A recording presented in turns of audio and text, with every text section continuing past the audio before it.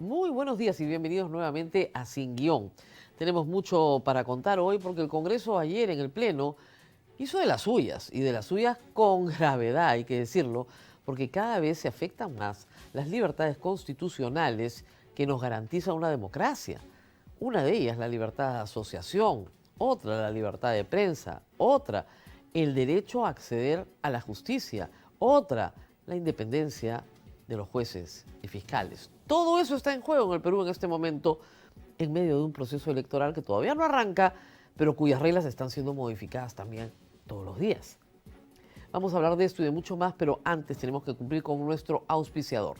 Descubre el poder del factoring en Prestamipe, tu aliado financiero, para transformar tus facturas por cobrar en efectivo inmediato. Olvídate de esperar por tus pagos y obtén el capital que necesitas en cuestión de horas. Solicítalo en prestamipe.com y haz crecer tu empresa. Les aviso que hoy es jueves y los jueves tenemos sus preguntas. Comiencen a prepararlas y a enviarlas al switcher apenas terminemos la presentación de las noticias y el análisis político. Vamos con ello. Empecemos, sin embargo, con la peor noticia que hemos tenido el día de ayer. El Congreso aprobó una ley que somete a las ONGs, persigue su financiamiento y sus actividades. Pero miren, más allá de la persecución a las ONGs que trae esta norma aprobada con 81 votos, o sea, con todos, con todas las familias políticas que tenemos, todos votaron a favor. Lo que ha hecho ayer el Congreso es bien grave desde el punto de vista de los más pobres del Perú, porque le ha negado asesoría jurídica gratuita a los más pobres del Perú. Eso es lo que ha hecho ayer. Ha prohibido, bajo las penas de gravedad absoluta, que una ONG utilice fondos que llegan de cooperación internacional para dar asesoría legal gratuita a las personas más pobres del Perú que litigan contra el Estado peruano por sus derechos constitucionales. Les pongo el ejemplo. Supongan ustedes los niños intoxicados en Puno por conservas Caliwarma. El caso no se está viendo en el Perú porque hay un retardo en la administración de justicia. ¿Ok? Una ONG que trabaja con los padres de familia, que está viendo su caso, obviamente presenta el caso ante la Comisión Interamericana de Derechos Humanos y luego ante la Corte. Está prohibida de hacerlo. Está prohibida de hacerlo. Esos padres de familia, pobres campesinos de Puno, no tienen derecho a tener asesoría jurídica gratuita si la ONG recibe fondos de cooperación internacional. Así de miserables. Porque una persona con recursos no pide asesoría legal gratuita a una ONG. Se la paga sola. Pero son los más pobres de los pobres en el Perú. Los que no tienen acceso a la justicia. Son ellos los que requieren de asesoría legal gratuita. Y a ellos hay que quitárselas. Porque demandan al Estado peruano, ¿por qué? Por la violación de sus derechos fundamentales. Porque demandan al Estado peruano porque el Estado peruano les mete un balazo y los mata. Porque el Estado peruano los intoxica. Porque el Estado peruano no les reconoce derechos laborales a muchos, a miles, diría yo, de los que se han presentado en demandas laborales ante la Corte Interamericana de Derechos Humanos. Es decir, a la gente más pobre del Perú ayer le han quitado el derecho a tener asesoría legal gratuita. Eso lo ha hecho este Congreso. ¿Y por qué? Porque no quieren que la Coordinadora de Derechos Humanos, APRODE o el IDL defienda gratuitamente a las personas que les piden ayuda. En todos los casos en que el Estado ha matado, ha violado, ha torturado, ha intoxicado, en esos casos no. Una empresa privada sí que demande al Estado peruano. Una persona particular también puede demandar al Estado peruano, ningún problema. Lo que impides es que tenga defensa legal gratuita. O sea, que le cueste, pues. Que al campesino al que le han intoxicado el hijo, ¿no? Que le cueste, pues, que pague su plata. Eso pasó ayer en el Congreso ante el silencio de todo el mundo, ¿ah? Porque yo creo que la mayoría de la gente no se ha dado cuenta de lo que ha pasado ayer. Es una ley para perseguir a organizaciones no gubernamentales que tienen una posición, una postura, que sean las que investigan, que sean de carácter periodístico, que sean defensores de derechos humanos, que estén preocupados por la salud de las mujeres.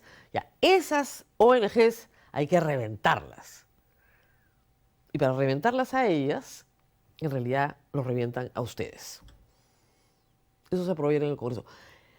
De más está decir que es absolutamente inconstitucional. Y que si ese texto aprobado ayer se lleva a la Corte Interamericana, van a declarar porque atenta contra la Convención. Tú no le puedes limitar el acceso a la justicia a una persona controlando los fondos con los cuales esa persona es atendida. ¿Se volvieron locos en el Congreso? En serio, de verdad, tan mezquinos pueden ser, tan miserables pueden ser de quitarle a la gente más pobre del Perú la defensa legal gratuita. Eso es lo que tenemos hoy en el Congreso. 81 votos, ¿ah? Y esta disposición para quitarle la defensa legal gratuita a los más pobres la metieron de contrabando ayer. Ayer. No estaba. Estaba el texto en el que dice que las ONG no pueden hacer activismo político. ¿Qué será activismo político?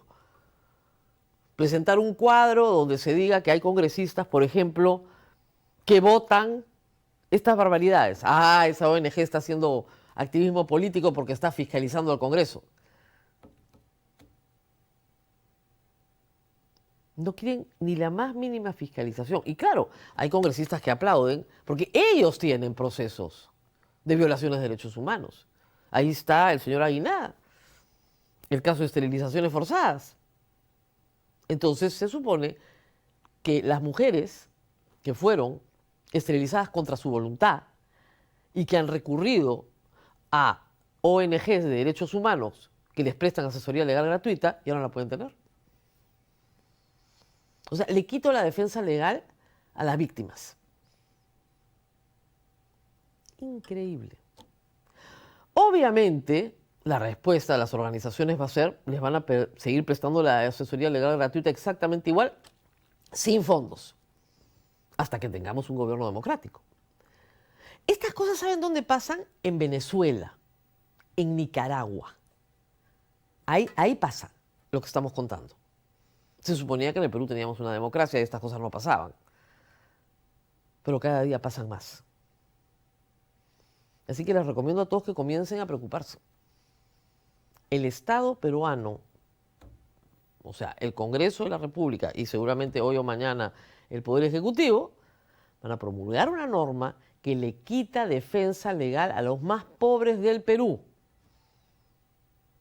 bajo amenaza de cerrar la ONG, si se utilizan fondos de cooperación internacional para prestar defensa legal a los más pobres del país. Impresionante. ¿Qué más ha hecho ayer el Congreso? El Congreso ayer, a través de la Comisión Permanente, ha inhabilitado por tercera vez a Martín Vizcarra, por primera vez a Salvador del Solar por 5 años, por cerrar constitucionalmente el Congreso de la República en el año 2019. La desesperación de los congresistas para que algunas personas no tengan la capacidad de ser candidatos presidenciales es notable, ¿eh? Es notable. No son los únicos, hay otros también en carrera. Ayer también tenía que estar el señor Ceballos, el ex presidente del Consejo de Ministros, ha pedido reprogramación, también lo van a sacar, de todas maneras. ¿Significa algo? Felizmente ya no significa nada. Yo creo que en el Poder Judicial o en el sistema interamericano nuevamente se va a permitir habilitar a las personas que pueden ser un peligro para Keiko Fujimori, para Acuña o para López Aliaga. Porque ellos creen que van a ganar las elecciones. Los partidos que están en el Congreso hoy están convencidos de que van a ser todos reelegidos por ustedes. Todos van a ser senadores. Y están convencidos de que sus candidatos entran a la segunda vuelta. Porque han armado todo el esquema para que así sea, dicho sea de paso. Está armadito para que así sea. Para que Keiko Fujimori o Acuña pasen a segunda vuelta con 7%, con 8%. No importa, pero pasan a segunda vuelta. Entonces hay que inhabilitar a cualquiera que pueda aglutinar el voto. A cualquiera que pueda aglutinar el voto. Y Vizcarra es una amenaza. Salvador del Solar también, pese a que ha dicho que no tiene ningún interés en participar en el proceso electoral. Está dedicado al cine, a sus películas. Ni hablar. Es una amenaza. Es cine en terror. Como decía un meme ayer, solo falta que inhabiliten al panetón Totus. ¿No? Porque ese también le gana a Keiko Fujimori. Muy bien. Delia Espinosa mandó un mensaje ayer fuerte y claro. No tengo miedo de ser destituida. Como saben, tiene 4 acusaciones constitucionales. Le ha dicho, miedo no tengo, solamente preocupación. Solamente preocupación porque no tienen sustento, ¿no es cierto?, las acusaciones. No hay verdaderas razones jurídicas. Y ella dice, no se me puede destituir porque no hay sustento. Claro, pero estamos en este Congreso. ¿Se acuerdan lo que pasó con Soraya Dávalos? ¿Se acuerdan lo que pasó con Janet Tello, con Aldo Vázquez? Bueno, es lo mismo que le van a hacer a Delia Espinosa. Delia Espinosa tiene 24 acusaciones constitucionales presentadas contra congresistas. Entre ellos 11 por tráfico de influencias, por legislar para su propio beneficio económico. Y ustedes dirán, bueno, no les pasa nada, ¿no? No crean, ¿ah? Tarde o temprano pasan cosas. Vamos a la pausa y regresamos con más de las cosas que sí pasan cuando te llevan al Poder Judicial y eres congresista. Volvamos.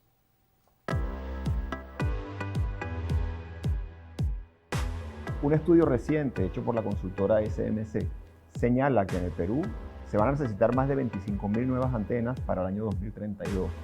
Impulsada esta demanda en gran medida por las redes de 5G que próximamente llegarán con mucha más fuerza al Perú. Sin antenas simplemente no podríamos comunicarnos. De ellas depende nuestro modo de vida altamente conectado en las zonas urbanas y de ellas depende también que millones de peruanos que aún no tienen acceso a Internet puedan conectarse con el mundo. El Perú cada vez más conectado.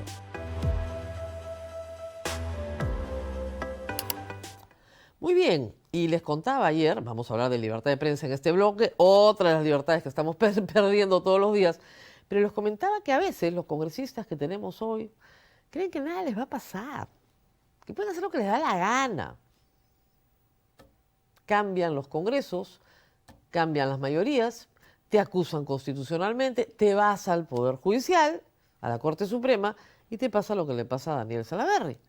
Miren ustedes, Poder Judicial condena a 8 años de cárcel por apropiarse hasta de 10.000 soles de la semana de representación. ¿Ok? O sea, según la acusación y según la condena, Daniel Salaverry dijo que se había ido de semana de representación y no se había ido de semana de representación. Por lo tanto, el dinero que se le pagó para la semana de representación se lo apropió indebidamente. ¿Ok? 8 años es una condena bien severa. Yo creo que exageradamente severa. Apelado, todavía no se va a ejecutar la sentencia porque está en apelación y yo supongo que le van a bajar la condena. ¿Ok? Ojalá, yo no le deseo la cárcel a nadie, que le pongan una prisión suspendida de 5 años o menos, pero que sirva de lección para todos los que están sentados hoy en el Congreso.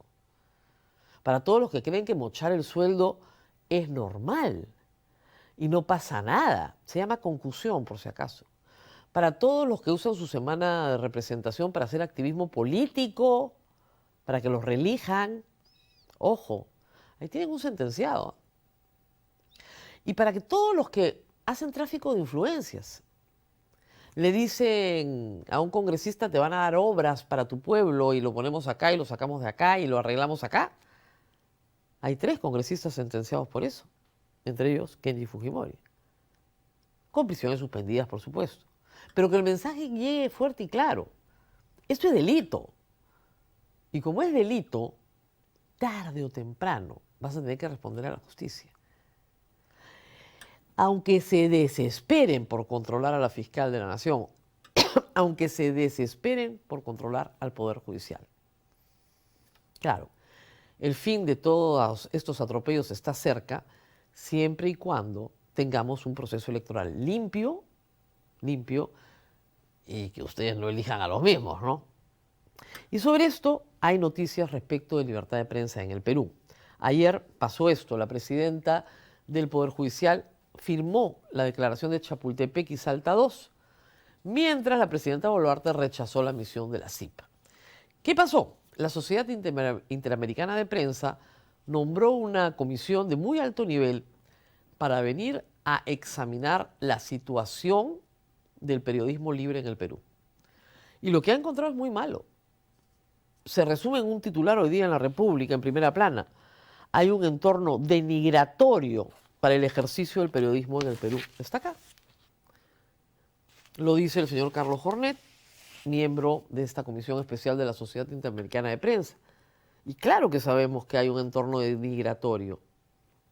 Ustedes son testigos, se los he contado muchas veces. Yo he tenido una portátil vinculada a partidos políticos en la puerta de mi casa. Yo he sido atacada 7 veces, 7 veces. Fuerza Popular, Renovación Popular y el Partido Aprista detrás de portátiles de ataque físico. Eso se conoce en el mundo entero, no es que no sale al exterior. Y luego portátiles en redes sociales, miles de cuentas de gente insultando, pero miles, contratadas por partidos políticos. Y prensa basura, que siempre la hay, también vinculada a partidos políticos que están en el poder hoy. Ese es el ambiente en el que estamos. Me alegra mucho que la señora presidenta de la Corte Suprema haya firmado la declaración de Chapultepec, que es una declaración que Pedro Castillo no quiso firmar tampoco, ojo, para defender la libertad de prensa. Esa es la declaración, para defender la libertad de prensa y el periodismo libre. Si no hay libertad de prensa, ustedes no tienen forma de enterarse de lo que pasa en el Estado. Si ustedes no tienen forma de enterarse de lo que pasa en el Estado, no hay democracia, no hay balance de poderes, no hay equilibrio. Pese a que este Congreso, este Ejecutivo, les importa poco la opinión de todos ustedes, por lo menos ustedes están informados. Tienen ese derecho y nadie se los puede quitar. Bueno, acá tenemos persecución permanente. Persecución además judicial y administrativa. ¿Qué cosa es eso de, en nombre de la señora presidenta, denunciar a Gustavo Gorriti por acoso psicológico? Eso es atentado contra la libertad de prensa, una y otra vez. La CIP se reunió con varios periodistas peruanos y evaluaron todos los ataques.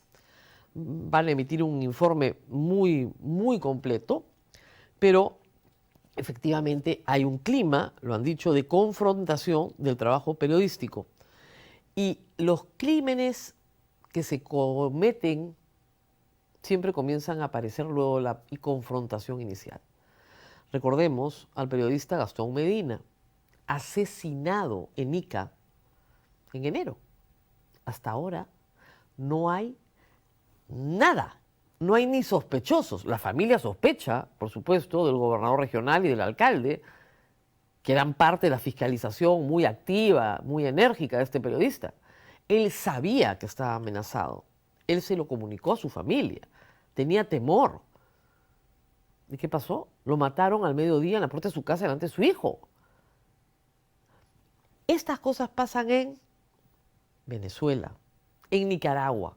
Empiezan así, ¿no? La hostilización a la prensa, la hostilización a la sociedad civil a través de las ONGs, la captura de los poderes del Estado, la captura del sistema de justicia. Así empieza. Y por supuesto, la captura del sistema electoral. Esa es la situación hoy. No mejora, solo empeora. En un año hay que ir a elecciones, hay que tratar por todos los medios a estas alturas que esas elecciones sean libres, justas, transparentes. Y en esas elecciones ustedes expresen lo que expresan cada vez que le preguntan a usted si aprueba o no aprueba la gestión de este Congreso o de esta presidencia. Vamos a la pausa y tenemos preguntas. Hoy es jueves, preguntas del público.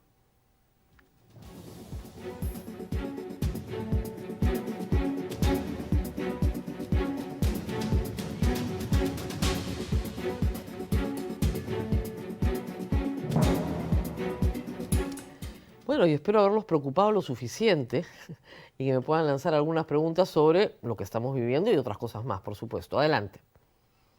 ¿Qué tenemos? Arturo Orbegoso. ¿Hay forma legal de frenar ese abuso del Congreso contra la gente que necesita defensa? Gracias y saludos. Sí, por supuesto, una acción de amparo de inmediato. A ver, probablemente se le pueda pedir a los colegios de abogados en el Perú que presenten acciones de inconstitucionalidad contra la norma, porque la norma es inconstitucional. Y acciones de amparo muy rápidamente para los casos concretos. Yo creo que eso sería para iniciarlo esta semana. Apenas se publica la norma, acción de inconstitucionalidad. Inmediatamente. Porque es una barbaridad. O sea, no le puedes quitar a la gente más pobre del Perú el derecho a la defensa. Y se lo estás quitando. Porque las ONGs que prestan defensa legal gratuita ya no tienen el financiamiento para poder hacerlo. De terror. Siguiente, por favor. Buenos días, Rosa María. Gracias por educarnos. No, de nada. Todo está en la Constitución. Si viciamos nuestros votos, ¿se llevan puntos al que va primero los votos? No. ¿Le hacemos ganador a pesar de viciar nuestros votos? No. Le explico. Si usted vota viciado o en blanco, es como si usted no jugara en el partido. En realidad está votando contra los dos, en segunda vuelta, por poner un ejemplo, o a favor de los dos. O sea, su posición es neutra. No está favoreciendo a nadie. Así que no es verdad. El voto viciado, si tiene dos candidatos, segunda vuelta, no voto por ninguno, me abstengo de participar, estoy votando por los dos igual. Les estoy dando a los dos la misma oportunidad de ganar. ¿Ok? O le estoy dando a los dos la misma oportunidad de perder. Mírelo como lo mira. Pero votar viciado es votar por los dos. ¿Te gustan los dos? No, los detesto a los dos. No, estás votando por los dos. Porque les das igual oportunidad de ganar. Siguiente, por favor. Han salido abogados, Croxato es el abogado internacional de Pedro Castillo, a decir que no se efectivizó el golpe de Estado y que solo queda como discurso. Bueno, es el abogado de Castillo, ¿qué cosa va a decir? Castillo no debería ser juzgado y que fue vacado inconstitucionalmente. No, ese es un error. Ese es un error, señor Raúl Alca. Ese abogado es un abogado extranjero que se ha contratado para la defensa internacional del señor Pedro Castillo, que claro, tiene que tener un discurso para poder exonerar de responsabilidad a su cliente, ¿no? ¿Qué cosa va a decir? Todos vimos lo que pasó. El problema con el golpe de Estado de Pedro Castillo es que fue en televisión nacional. Todos vimos lo que pasó. Y dio la orden de cerrar el Congreso, y dio la orden de cerrar el Poder Judicial, la Corte Suprema, la Junta Nacional de Justicia y el Tribunal Constitucional. O sea, dio la orden de cerrarlo todo. Y dio las órdenes. Nadie lo obedeció, felizmente. Felizmente. Y dio las órdenes, una vez terminado el discurso, dio las órdenes. Le dio la orden al ministro del Interior que cercara el Congreso y tomara el Congreso. Nadie lo obedeció. Nadie lo obedeció. Porque no tenía la más remota idea de cómo se prepara un golpe de Estado. No había leído el manual mínimo de cómo hacer un golpe de Estado. Así que no. Y fue vacado legalmente porque, a ver, el artículo 117 de la Constitución establece que el presidente puede ser juzgado si impide el funcionamiento del Congreso. Eso fue exactamente lo que hizo. Juzgado en el día, en flagrancia. La palabra clave es flagrancia. Y huyendo a la Embajada de México, en fuga. Entonces, no, pero es que no era su intención. Ah, no, ¿y cómo su mujer y su hija sí terminaron, y sus hijos, los dos, terminaron en la Embajada de México si no era su intención? Por supuesto que era su intención, eso lo ha declarado toda la escolta, estaban yendo a la Embajada de México. No hay nada que hacer. Bien vacado y bien juzgado. Lo que podrían desarrollar como estrategia, ya lo he explicado, es una estrategia en la que se diga, como no se llegó a materializar el golpe, que lo procesen por conspiración. ¿Ok? Eso es 5 años la máxima. Pero no quieren una defensa legal, así que van a hacer una defensa política, ahí tienen el resultado. Siguiente, por favor. Buenos días, si las elecciones son fraudulentas, ¿los peruanos aceptarán una instauración de una dictadura? Mire, señor Clemente, siempre uso esta frase, ¿no? Cruzaremos ese puente cuando lleguemos a él. O sea, esperemos que no sean fraudulentas. Si son fraudulentas, ahí se aplica el artículo 42 de la Constitución.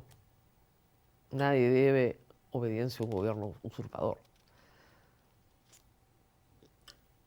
Esperemos no llegar ahí. De verdad que esperemos no llegar ahí. ¿Qué más? Siga, por favor. ¿Qué pasa si el 60% de la votación es viciada para el Senado? Es que ese es un problema bien grave. Pues. 60 no, 66, 2/3 tiene que ser viciados. Nunca ha pasado en el Perú y no va a pasar. No va a pasar porque no es nuestra costumbre votar masivamente viciado. Sí, va a subir el voto viciado, eso estoy segura. El voto blanco y viciado en el Perú es más o menos el 10% de la votación siempre, eso es tradicional. ¿Va a subir? Probablemente sí, pero que llegue al 66%, a los 2/3, lo dudo muchísimo. ¿Qué pasa? Yo le pongo otro escenario, que este sí me parece mucho más plausible. ¿Qué pasa si ninguno de los 42 partidos que se presenta hoy, que están inscritos hoy, pasa la valla del 5%, ni en diputados, ni en senadores, ni en ninguna parte? Ahí sí no tenemos poder legislativo. Y esa sí puede ser una posibilidad, matemáticamente es posible, porque fragmentas tanto el voto en tantos que nadie saca más del 5%. Con lo cual no tienes Congreso.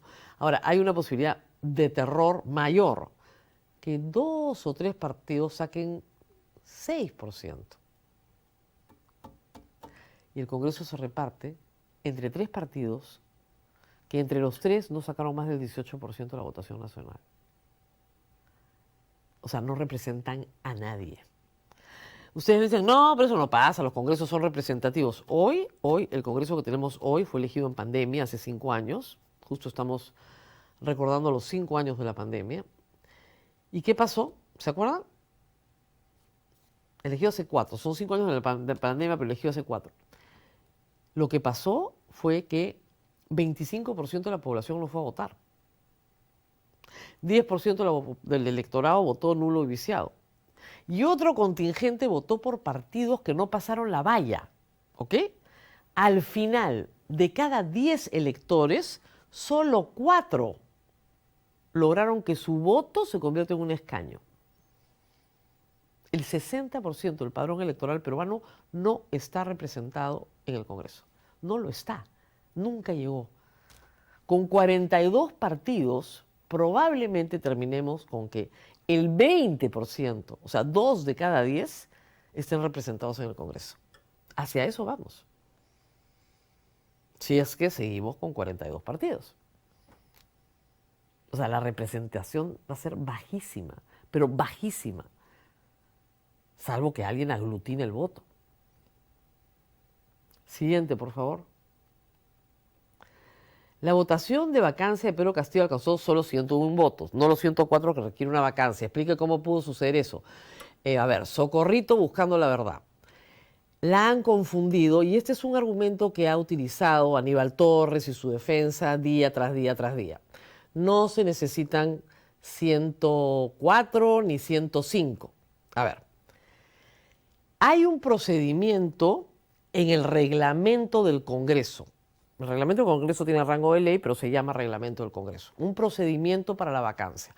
La Constitución no dice nada ni de 104 ni de 87, no dice nada. ¿Ok? Hay un procedimiento. Hay una sentencia del Tribunal Constitucional del 2003 que establece el porcentaje de votación. ¿Ok? Esa sentencia dice que para vacar al presidente se necesitan 2/3 de la votación. ¿Ok? Nada más. Esa sentencia. La Constitución ni siquiera dice la cantidad de votos que necesitas. Muy bien.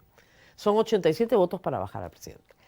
El procedimiento ordinario establecido en la Constitución es un procedimiento bien rápido, hay que decirlo.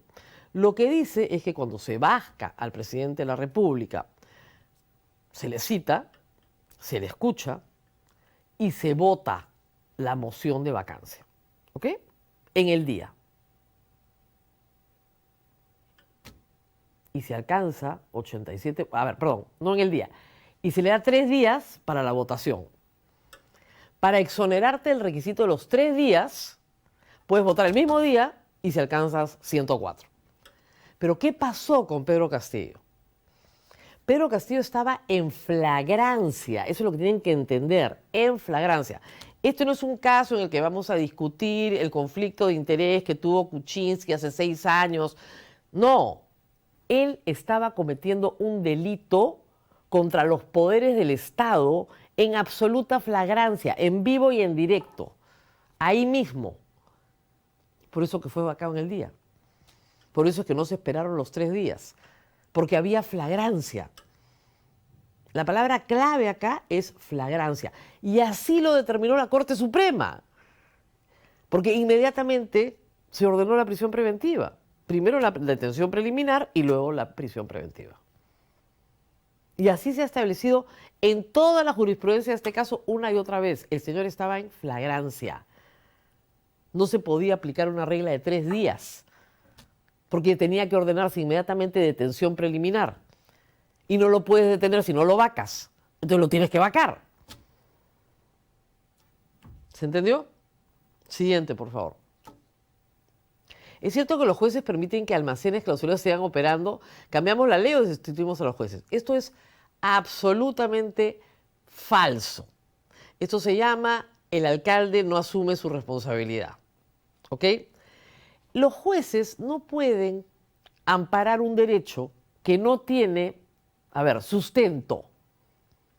Una cosa es que yo tenga un almacén, una actividad lícita, tenga un permiso, tenga mi licencia, venga la autoridad municipal y me cierre arbitrariamente mi local y yo me vaya al Poder Judicial y me lo abran. Ese es un escenario posible. Eso sí. Y se da, y tiene que darse, porque frente al abuso de la autoridad municipal, yo tengo perfectamente el derecho de reclamar a través de la vía judicial contra el abuso municipal y probablemente tenga éxito. Muy bien.